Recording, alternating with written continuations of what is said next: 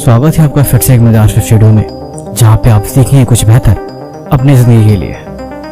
कहते हैं इंसान अगर जिद्दी हो और उसके अंदर सफलता की पागलपन हो तो इस दुनिया में हर वो काम कर सकता है जो उसे चाहिए।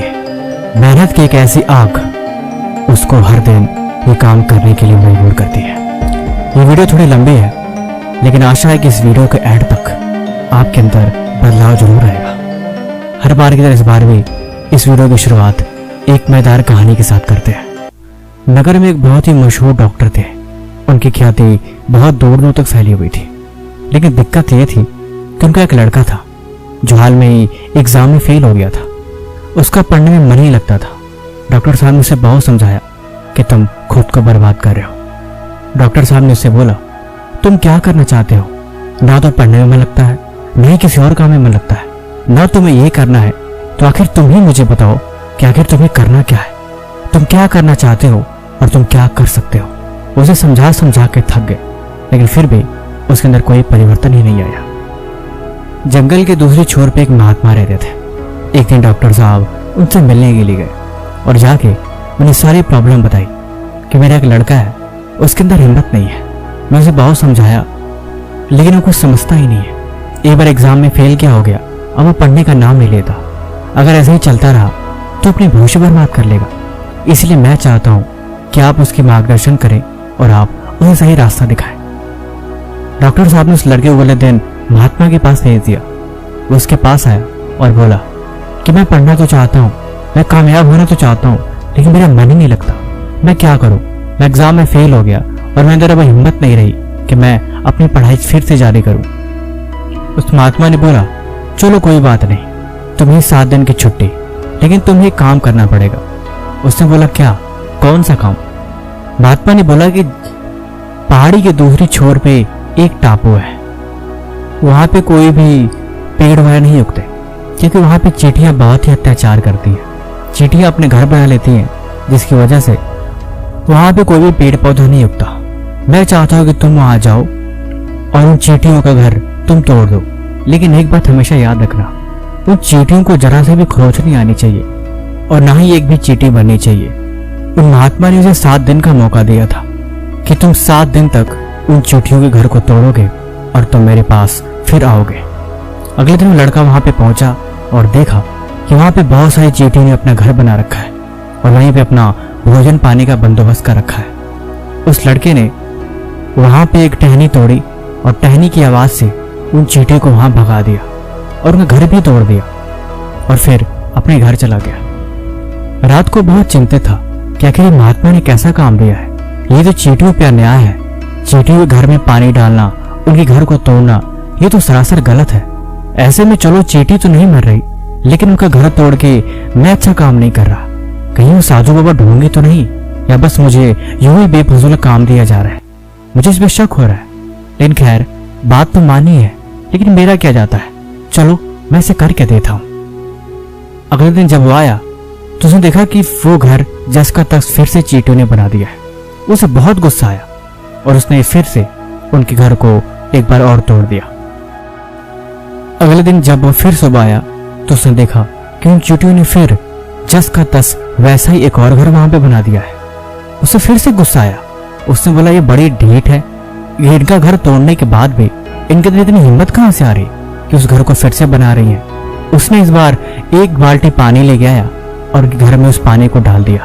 हालांकि कोई चींटी नहीं मरी, महात्मा ने बात पहले ही शर्त रखी थी, इसीलिए उसने फिर उस घर को तोड़ दिया और उनके घर को इस बार अच्छी तरह से मिट्टी से गीला करके ऐसे बना दिया जैसे कि वहां पे दोबारा घर बनाया ही न जा सके। और वो शाम को अपने घर चला गया।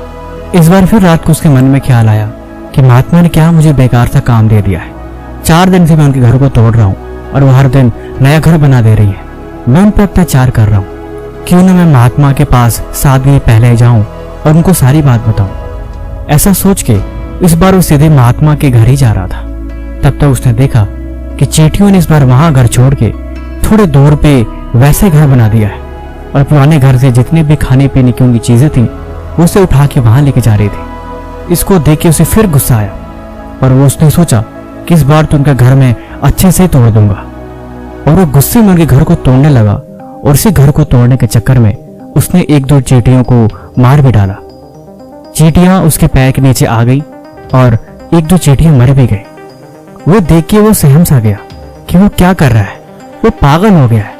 वो क्यों बार बार चींटियों का घर तोड़ रहा है और चींटियां बार बार अपना घर बना ले रही हैं। उसने सोचा ये बेकार है, ये साधु बाबा जरूर कोई ढोंगी है जो बेफजूल में मेरे से फालतू काम करवा रहा है। आज के बाद ये घर में नहीं तोड़ूंगा। उसके अंदर दया की भावना आई और वहां से चला गया और घर से जाके एक कटोरी आटा लेके आया और उनके घर पे डाल दिया। अगली सुबह जब वाक़या देखा तो उन चींटियों ने 10 का 10 फिर से नया घर बना दिया और उसी मेहनत के साथ, उसी लगन के साथ वो फिर से उसी काम में जुट गई थी। उसके पास टोटल 3 दिन बचे थे।